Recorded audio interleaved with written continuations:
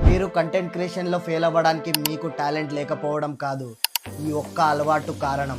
మెయిన్గా వచ్చేసి content creation వాళ్ళు ఏం చేస్తారంటే, మెయిన్గా స్క్రిప్ట్ రాసేటప్పుడు వెంటనే ఏమనే ఆలోచన వస్తుంది అంటే, అరే ఇప్పుడే కదా వచ్చాను, కొద్దిసేపు రెస్ట్ తీసుకుందాం, అరే కొద్దిగా ఆకలి అవుతుంది ఫుడ్ తిందాం, అరే కొద్దిసేపు పడుకొని లేచి వీడియో చేస్తున్నాం అని ఇలాంటి అలవాటు. అంటే మన బ్రెయిన్ మనకు సిగ్నల్ ఇస్తూ ఉంటుంది. మనం ఏదైనా పని చేస్తే అరే ఇది వద్దు, మనకు కంఫర్ట్ జోన్కి తీసుకెళ్తూ ఉంటుంది. ఆ కంఫర్ట్ జోన్ వదిలిపెట్టాలి. మన బ్రెయిన్కి మనం అలవాటు అవ్వద్దు. మనం ఎలా చెప్తే మన బ్రెయిన్ అలా అలవాటు అవ్వాలి.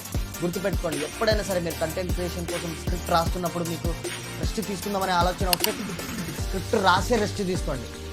వీడియో తీస్తున్నప్పుడు రెస్ట్ తీసుకుందామని అనిపిస్తే వీడియో తీసుకొని వెంటనే పోస్ట్ చేయండి.